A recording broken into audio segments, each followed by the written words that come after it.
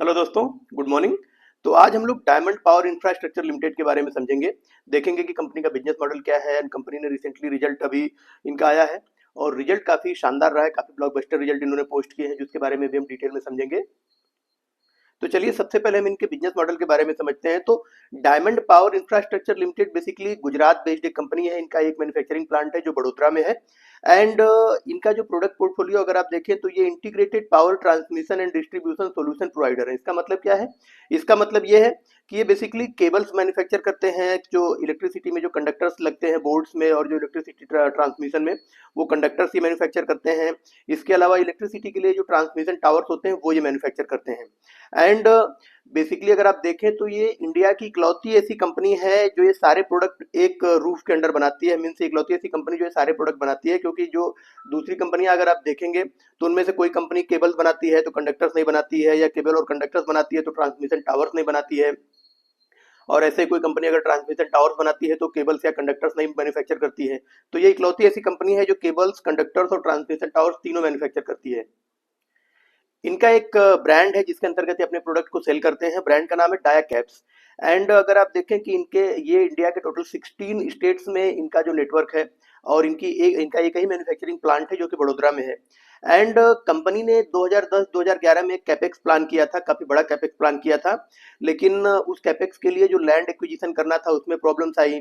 And इसके बाद क्या हो गया कि उसी समय जो पावर सेक्टर है उसमें इकोनॉमिक कंडीशन खराब होने लगी, उसमें ऑर्डर्स घटने लगे, उसमें डाउन साइकिल आ गया। और डाउन साइकिल आने की वजह से इनके बिजनेस को काफ़ी ह्यूज लॉस हुआ और ये बैंकरप्ट हो गए। एंड बैंकरप्ट होने के बाद फिर 2022 में अगेन इनका जो रिजोल्यूशन हुआ, रिजोल्यूशन होने के बाद फिर ये अब अपने बिजनेस को धीरे धीरे ग्रो कर रहे हैं, धीरे धीरे आगे बढ़ा रहे हैं। और दोस्तों अगर आप इनके क्लाइंटेल की लिस्ट देखेंगे तो काफ़ी शानदार क्लाइंट इंडिया में इनके काफ़ी बड़े बड़े क्लाइंट है। गवर्नमेंट सेक्टर में भी हैं, प्राइवेट सेक्टर में हैं। अगर आप प्राइवेट सेक्टर में देखें तो इनका जो अडानी एनर्जी, अडानी रिन्यूएबल वो इनका क्लाइंट है। इसके अलावा एबीबी इनका क्लाइंट है, टैक्स मैको इनका क्लाइंट है, सर्वोटेक है, जेएसपी प्रोजेक्ट है। इस तो ऐसे करके हम इनके क्लाइंट के बारे में भी आगे डिटेल में समझेंगे। तो इनके इंडिया में अगर आप देखें तो लगभग 275 क्लाइंट्स हैं।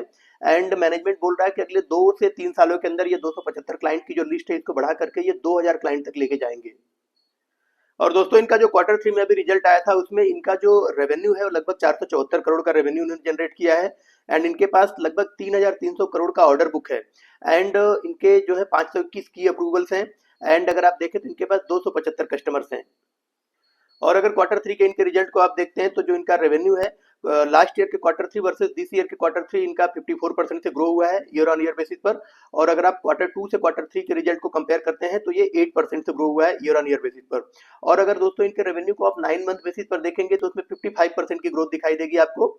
एंड दोस्तों अगर आप इनका ग्रॉस मार्जिन देखें तो ग्रॉस मार्जिन क्वार्टर थ्री में ईयर ऑन ईयर बेसिस पर 150% से ग्रो हुआ है और क्वार्टर टू से क्वार्टर थ्री में 35% से ग्रो हुआ है।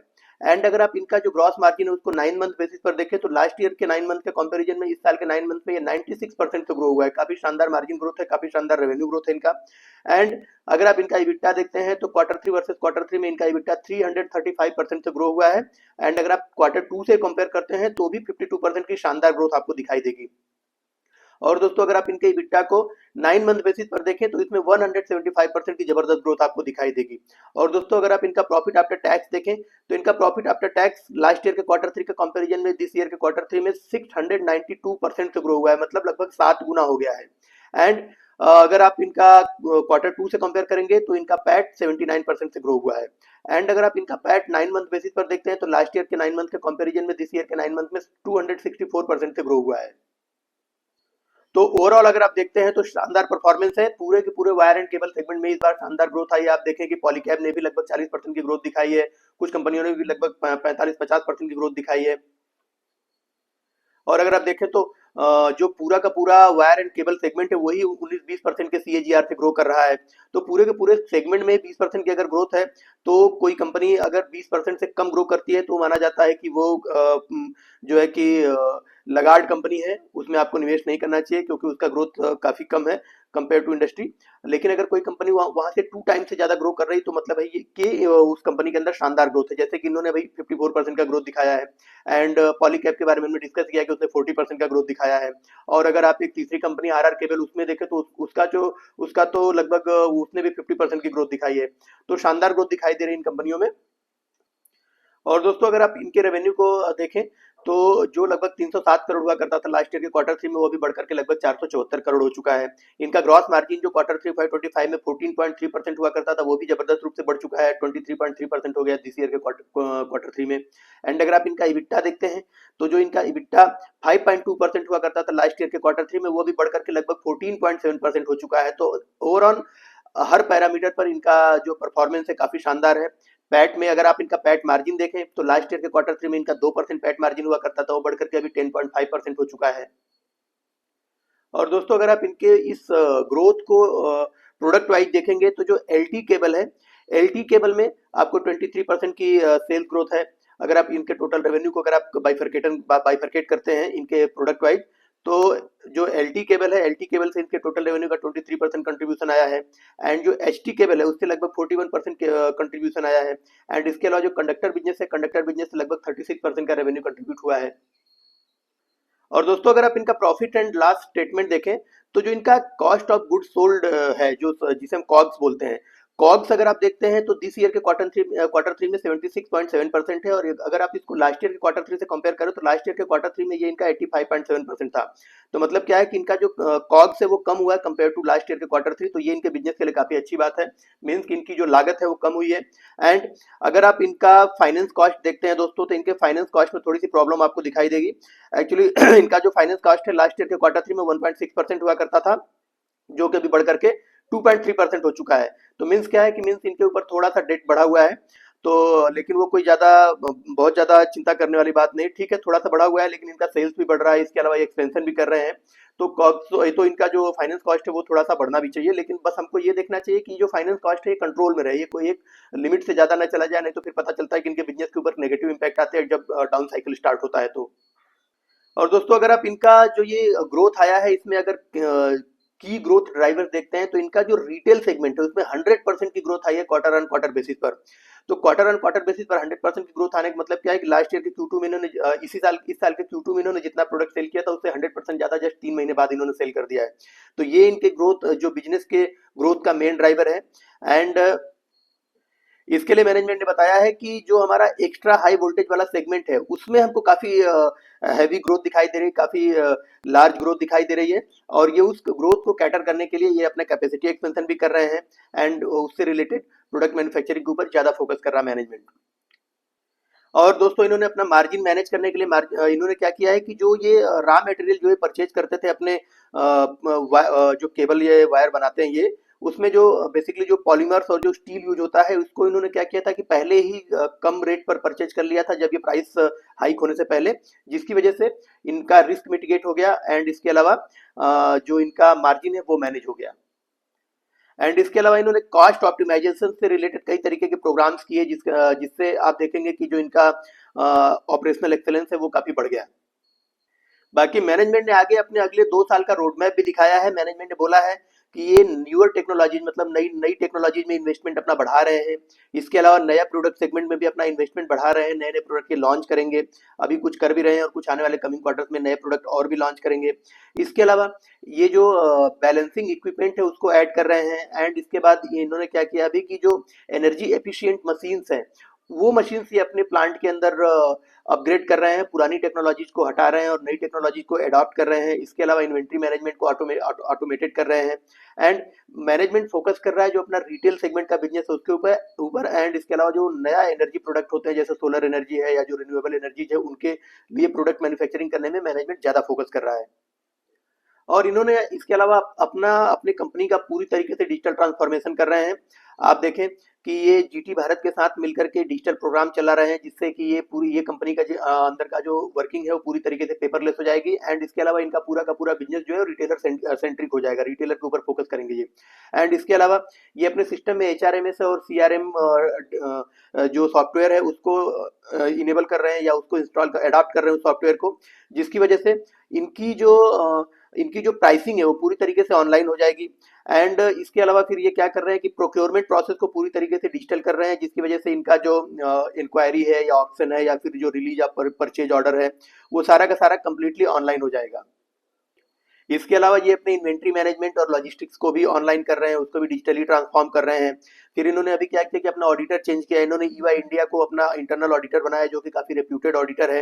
एंड इसके बाद इन्होंने क्या किया है कि अपने प्रोडक्ट को इस तरीके से ये पैकिंग कर रहे हैं उसकी कि जो ये ग्रीन प्रोडक्ट वाली जो पॉलिसी उसकी तरफ जा रही है। इसका मतलब क्या है कि zero defect green green product means अपने प्रोडक्ट की पैकिंग ये बेसिकली देखें तो ये वुडन ड्रम्स या स्टील के ड्रम्स में अपने प्रोडक्ट को पैक करके या रैप करके सेल करते हैं, जिससे कि इनका जो प्रोडक्ट है वो ऑपरेशन में या ट्रांसपोर्टेशन में या फिर किसी माइनर इंसिडेंट में प्रोडक्ट इनके डैमेज नहीं होते हैं। और पिछले 2 सालों में इन्होंने बताया है कि कोई भी प्रोडक्ट इनके डैमेज के लिए या क्वालिटी डिफेक्ट के लिए इनके पास रिटर्न नहीं आया है। फर्दर इन्होंने अपना मार्केट कैप्चर करने के लिए कुछ रोड मैप बनाया है, उसके बारे में भी बताया है कि ये बेसिकली क्या कर रहे हैं कि अपना जो वोल्टेज रेटिंग है उसको इंक्रीज कर रहे हैं, 400 केवी के 400 केवी तक के प्रोडक्ट मैन्युफैक्चर करना शुरू कर रहे हैं। इसके अलावा मैनेजमेंट का पूरी तरीके से focus retail, new energy segment वाले प्रोडक्ट और नीश प्रोडक्ट के ऊपर है। फिर ये क्या कर रहे हैं कि ये अपना पैन इंडिया प्रेजेंस भी बढ़ा रहे हैं। करेंटली इनके पास 280 पीपल की स्ट्रॉन्ग टीम है पैन इंडिया। एंड इसके अलावा जो ये मिडिल ईस्ट कंट्रीज है, यूरोपियन यूनियन कंट्रीज है या जो यूएसए है उसके एक्सपोर्ट के ऊपर भी ज्यादा फोकस कर रहे हैं। फिर इसके अलावा मैनेजमेंट ये भी बोल रहा है कि ये अपने कस्टमर बेस को जो अभी 275 है वो उसको बढ़ा करके अगले 2 सालों के अंदर 2000 तक लेके जाएंगे। और इसके अलावा दोस्तों अगर आप इनके क्लाइंटेल की लिस्ट देखें तो काफी रेप्यूटेड क्लाइंट्स हैं इनके पास, जैसे कि भेल इनका क्लाइंट है, पावर ग्रिड हो गया, सेल हो गया, ये इनके क्लाइंट है गवर्नमेंट सेक्टर में। और गवर्नमेंट सेक्टर में अगर आप देखें तो गुजरात एनर्जी ट्रांसमिशन जो गुजरात में इलेक्ट्रिसिटी सप्लाई करती है वो इनका क्लाइंट है। एंड इसके अलावा जयपुर विद्युत वितरण निगम भी इनका क्लाइंट है। फिर इसके अलावा अगर आप देखें तो जो जोधपुर विद्युत वितरण निगम है वो क्लाइंट है। एमपी में इनका एमपी मध्य क्षेत्र विद्युत वितरण कंपनी वो भी इनका क्लाइंट है। इसके अलावा मध्य गुजरात विद्युत वितरण कंपनी इनका क्लाइंट है। इसके बाद अगर आप देखें तो Maharashtra state electricity distribution board इनका क्लाइंट है। एंड फिर जो Maharashtra state electricity transmission company है वो भी इनका क्लाइंट है। इसके बाद पश्चिम गुजरात विद्युत वितरण कंपनी इनका क्लाइंट है। West Bengal state electricity board इनका क्लाइंट है। तो ये पूरी तरीके से देखा जाए तो गवर्नमेंट के जो अलग अलग स्टेट्स में इलेक्ट्रिसिटी सप्लाई करने वाली गवर्नमेंटेड कंपनियां हैं वो इनके क्लाइंट हैं। एंड इसके अलावा अगर आप कारपोरेट क्लाइंट्स इनके देखते हैं प्राइवेट सेक्टर में तो आप देखेंगे कि जो आर्सेलर मित्तल है वो इनका क्लाइंट है, जेएसडब्ल्यू रिन्यूएबल इनका क्लाइंट है, क्लीन मैक्स इनका क्लाइंट है, serum institute of India JSW हो गया, एक्मे सोलर। इसके अलावा जो कैपिटल आयशर है ये भी इनका क्लाइंट है, सर्वोटेक हो गया, एबीबी हो गया। And A to Z engineering and maintenance services इनका क्लाइंट है, अडानी रिन्यूएबल इनका क्लाइंट है, अदानी इंफ्रा इनका क्लाइंट है, अदानी विल्मर इनका क्लाइंट है, अंबुजा सीमेंट हो गया, या इसके अलावा जो वारी रिन्यूएबल है वो भी इनका क्लाइंट है। तो बहुत सारे प्राइवेट सेक्टर के भी क्लाइंट्स इनके पास है जो काफी बड़े बड़े जायंट कंपनियां हैं वो इनके क्लाइंटल लिस्ट में है। इसके अलावा इन्होंने एनर्जी सेगमेंट के लिए कुछ नए क्लाइंट ऑनबोर्ड किया जिसमें अडानी सोलर है, वारी रिन्यूएबल्स है, क्लीन मैक्स है, जेएसडब्ल्यू एनर्जी है, स्प्रिंग एनर्जी है। इसके अलावा प्रोजियल ग्रीन एनर्जी है, पावर ग्रिड है, अडानी रिन्यूएबल हो गया, केपी ग्रुप हो गया, एनटीपीसी, एक्मे सोलर। ये सारे के सारे इनके क्लाइंट है जिनको इन्होंने रिसेंटली ऑनबोर्ड किया है। तो दोस्तों ये था इनका पूरा बिजनेस मॉडल जिसके बारे में हमने डिस्कस किया। कंपनी क्या है, कंपनी अपने आप को दोबारा रीबिल्ड कर रही है और इसके बाद अपना जो ये रिटेल सेगमेंट वाला बिजनेस है उसके ऊपर फोकस कर रही है। एंड दोस्तों आप जैसे देख ही रहे हैं कि हमारे देश में रिटेल सेगमेंट में कितनी जबरदस्त बूम है ना। हर तरफ आप देखिए इलेक्ट्रिसिटी से रिलेटेड जो प्रोजेक्ट है वो चल रहे हैं, चाहे इधर वो गवर्नमेंट हो, गवर्नमेंट भी काफी ज्यादा इलेक्ट्रिसिटी को डिस्ट्रीब्यूट करने के ऊपर अपने देश के इंटीरियर एरिया तक इलेक्ट्रिसिटी पहुंचाने के लिए वायर एंड केबल्स से रिलेटेड जो काम है वो कर रही है, वायर एंड केबल की उनको जरूरत है। इसके अलावा अगर आप देखें तो कितने सारे हाउसिंग कंपनियां हैं, कितने सारी नए नए हाउसिंग प्रोजेक्ट चल रहे हैं जो प्राइवेट सेक्टर के प्लेयर भी कर रहे हैं, गवर्नमेंट सेक्टर के प्लेयर भी कर रहे हैं, उनमें वायर एंड केबल की रिक्वायरमेंट है। तो और तो जो इतना इंफ्रास्ट्रक्चर डेवलपमेंट हो रहा है देश में उसमें वायर एंड केबल की रिक्वायरमेंट है, उसके बिना तो इंफ्रास्ट्रक्चर डेवलप होगा नहीं। तो और इन फ्यूचर में भी अगर आप देखें, फ्यूचर में भी जितना डेवलपमेंट होगा उसमें वायर एंड केबल, अगर कंट्री का डेवलपमेंट हो रहा है, कंट्री की इकोनॉमिक सही है तो इसका वायर एंड केबल का जो डिमांड है वो कभी कम नहीं होने वाला है। और जिस तरीके से कंपनी आपको अपने आप को मॉडिफाई कर रही है, मे भी ये फ्यूचर में अपने शेयर होल्डर्स के लिए, अपने स्टेक होल्डर्स के लिए काफी पैसा बना सकती है। तो दोस्तों हम थोड़ा सा अभी तो इनका पूरा ये हो गया, इनका पूरा बिजनेस मॉडल और इनका रिजल्ट हमने डिस्कस कर लिया, थोड़ा सा इनके वैल्यूएशन के बारे में भी डिस्कस करते हैं। तो दोस्तों अगर आप देखें तो इनका करंट पी देखें तो लगभग 69 आपको दिखाई देगा और इनका मार्केट कैप 7300 करोड़ का है। और कंपनी का रिसेंटली अगर आप रिजल्ट देखें, पिछले 4-5 क्वार्टर थे तो ये 150-200% से भी ग्रो किया इन्होंने, और लगभग अभी आप भी अगर आप देखें तो 70-80% एवरेज ये कंटिन्यूअसली ग्रो किए जा रहे हैं। इस क्वार्टर में इनका 54% का रेवेन्यू ग्रोथ आया है। एंड अगर आप इनका 1 ईयर फॉरवर्डेड बेस पे प्राइस टू पी रेशियो निकालते हैं, तो अगर आप देखें कि इन्होंने पिछले 3 क्वार्टर में अगर आप इनका पैट देखते हैं तो लगभग 20 करोड़, 28 करोड़ और 50 करोड़ है। एंड वी कैन एक्सपेक्ट कि जो फोर्थ क्वार्टर में रिजल्ट आएगा इसमें भी इनका 50 करोड़ के आसपास ये पैट जनरेट कर लेंगे। तो अगर उस बेसिस पर इनका 1 ईयर फॉरवर्डेड बेसिस पर वैल्यूएशन किया जाए तो इनका जो पी निकल के आता है वो 50 के अप्रोक्सीमेटली निकल के आता है। तो 50 के आसपास इनका पी निकल के आता है, और अगर आप इनका 1 ईयर फॉरवर्डेड बेस पर पीजी रेशियो निकालते हैं तो वो अप्रोक्सीमेटली मतलब 1 के आसपास आता है। तो इस रेट से कंपनी अगर ग्रो करती रही तो इनका वैल्यूएशन ठीक ठाक नजर आता है। डील काफी ज्यादा लुक्रेटिव नहीं है लेकिन फिर भी डील ठीक ठाक नजर आती है। एंड बस आपको इसको ट्रैक करते रहना है कि इनका जो ये ग्रोथ है ये न कम होने पाए। अगर ये ग्रोथ कम हो गई तो देन फिर ये डील आपको महंगी लग सकती है, लेकिन करंटली अभी के रिजल्ट के बेसिस पर तो इनका डील ठीक ठाक नजर आता है। दोस्तों, अगर आपको इस बिजनेस से रिलेटेड कोई क्वेश्चन है तो प्लीज आप लोग कमेंट बॉक्स में डालें। मिलते हैं फिर किसी कंपनी की नई कंपनी के एनालिसिस के साथ। Thank you.